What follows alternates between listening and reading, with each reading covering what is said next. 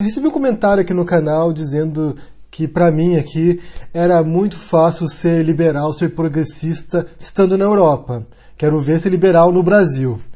E não é que essa pessoa realmente tem razão. Eu lancei um vídeo alguns dias atrás falando sobre jovens conservadores, né? Era uma provocação, na verdade, não era para se levar tão a sério assim, mas no final das contas recebi vários comentários muito interessantes, umas discussões muito inteligentes. Vocês sempre se superam aí nas discussões, nos debates, sempre é uma troca muito rica e produtiva de informações.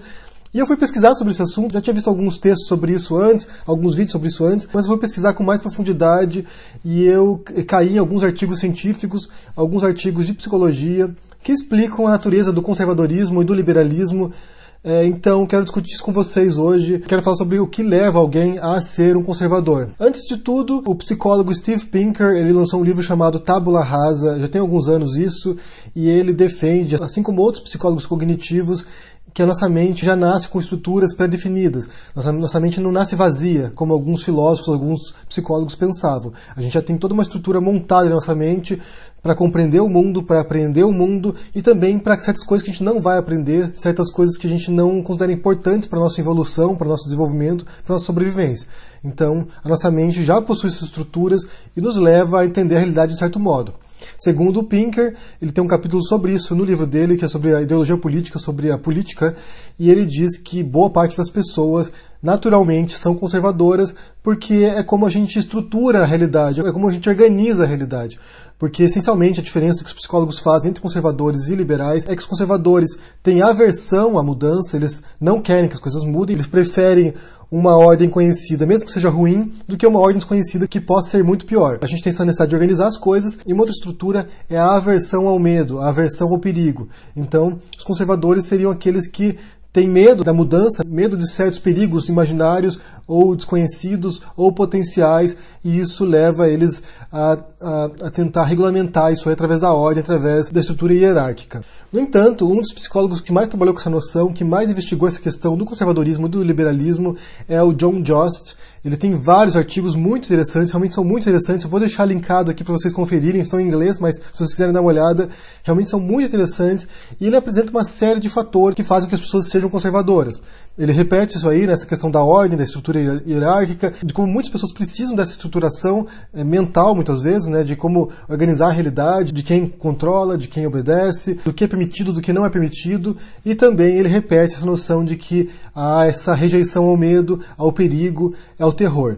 O que ele fala é que logo após o 11 de setembro de 2001, quando houve o atentado terrorista em Nova York, quando muitos milhares de pessoas morreram por causa de um atentado fundamentalista islâmico, o que ele percebeu é que houve um aumento de número de conservadores nos Estados Unidos. O John Jost, ele já vai numa questão mais social, ele já acha que muitos dos comportamentos da personalidade nossa são desenvolvidos socialmente, com o tempo, então para ele é possível que um liberal se torne mais conservador se ele se sentir ameaçado, se ele se sentir em perigo, se ele sentir que há algum medo potencial que pode causar dano a ele ou à sociedade, que possa causar o caos, que possa causar anarquia. E para mim, utilizar essa noção do medo, da aversão ao medo, ajuda muito a compreender o conservadorismo brasileiro também, porque aí agora vocês estão numa situação social muito desestruturada, há muita violência, há muita instabilidade, há o medo do comunismo, então você tem uma porção de medos, de ameaças cotidianas que reforça essa noção de que a sociedade está em perigo e que é preciso preservar essa ordem, preservar essa estrutura e não deixar com que a sociedade brasileira vá rumo ao caos. Outro fator que o John Jost observa é que os conservadores eles não têm tolerância à ambiguidade, eles não conseguem pensar o mundo na sua complexidade, eles tendem a pensar em preto e branco. É o que a gente percebe muito nos discursos dos conservadores aqui no YouTube, né, do Olavo de Carvalho e outros produtores de conteúdo, outros ideólogos, que defende que o mundo é uma guerra entre dois polos, né? Entre os comunistas e os conservadores, entre os criminosos e homens de bem. Não há uma complexidade, não há sutilezas nessa visão de mundo, porque na mente do conservador, na estrutura mental do conservador, o mundo é dividido em polos. Pureza, impureza, moralidade, imoralidade. Realmente não há essa gradação na mente deles. Não é possível pensar todo mundo na sua complexidade, que é algo que os liberais estão mais dispostos a fazer. Segundo os psicólogos, os liberais eles são mais abertos às novidades, são mais abertos à pluralidade, tendem a aceitar melhor a diversidade, como o mundo é mais complexo, como o mundo é dinâmico, a mudança também, eles tendem a aceitar melhor a transformação social, as revoluções, diferentes paradigmas, diferentes noções, e isso em qualquer área, né? Há uma tabela de valores que os psicólogos usam, então diz que os liberais são mais abertos à música contemporânea, ao jazz, enquanto que os conservadores preferem músicas mais populares, mais tradicionais. Os liberais são mais abertos para a arte moderna, para a arte contemporânea, enquanto que os conservadores preferem imagens mais simples, mais tradicionais também.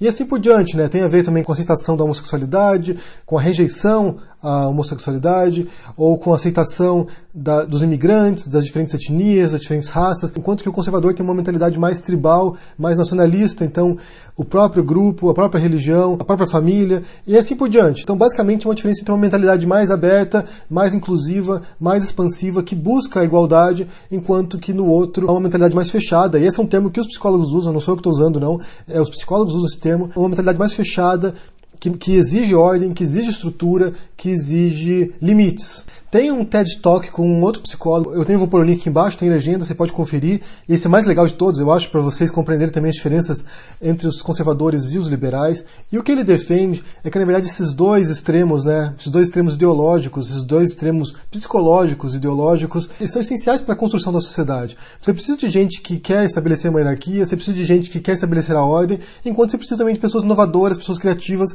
que querem buscar novas possibilidades, transformar a realidade para uma coisa melhor. Segundo Pinker, ele chama essas duas visões de uma visão trágica, que é a visão dos conservadores, que o mundo é mau, que as pessoas são más, e para isso é preciso uma repressão, para isso é preciso ordem, para isso é preciso controle, porque se você deixar que as pessoas façam o que elas quiserem, elas vão causar o caos. E é uma visão utópica, uma visão idealista da humanidade, que é a visão liberal, que se você permitir que as pessoas contribuam para a igualdade, a gente vai ter um mundo muito melhor, onde as pessoas são mais respeitadas, onde haverá direitos iguais para todos. Então são duas perspectivas do mundo conflitantes, mas que ajudam a contribuir para formar uma sociedade melhor. O problema realmente é quando há o extremismo. E o John Jost também investiga isso, sobre a questão do autoritarismo, de como o extremismo, tanto de esquerda quanto de direita, é uma anomalia e perigosa. Porque é quando você não aceita que o outro pense diferente de você, e você quer o extermínio, você quer a aniquilação do diferente. No caso, esses dois espectros, entre liberal e conservador, ele é saudável, ele contribui para a sociedade, mas os extremos, os dois polos extremos, que é a extrema-direita e a extrema-esquerda, eles são prejudiciais, são perigosos. Eu recomendo muito que vocês consultem essas referências que eu vou deixar aqui embaixo, porque são muito interessantes de fato para compreender esse momento no Brasil, essa guinada para a direita no Brasil, porque, como eu disse, a gente percebe uma situação de desestabilização aí, né, de perigo, de violência urbana. Inclusive, esse é outro ponto levantado nas pesquisas, que diz que é uma visão também conflitiva entre o liberal e o conservador, que o liberal pensa que você tem que compreender a complexidade da realidade e você precisa mudar essa questão da violência a partir das bases, dando oportunidade para as pessoas, mudando a sociedade, permitindo com que elas tenham mais oportunidades para prosperar e que não caiam na violência. Enquanto que o conservador pensa de uma maneira repressiva, que você precisa reforçar as leis, reforçar a polícia, aumentar a violência, matar o bandido, porque assim você vai desestimular o bandido a cometer um crime. São visões opostas e que reflete muito o que a gente vê hoje em dia nos debates na internet, nas redes sociais. Eu quero saber o que vocês pensam sobre esse assunto, se faz sentido esse tipo de divisão, esse tipo de investigação psicológica, se pelo que vocês observam procede ou não. Deixe no comentário aqui embaixo, deixe joinha se gostou desse vídeo, assine o canal e se vê por aí. E confira as referências porque é muito importante também, que vai ajudar vocês a compreender melhor essa situação. Um abraço para vocês e até mais. Tchau!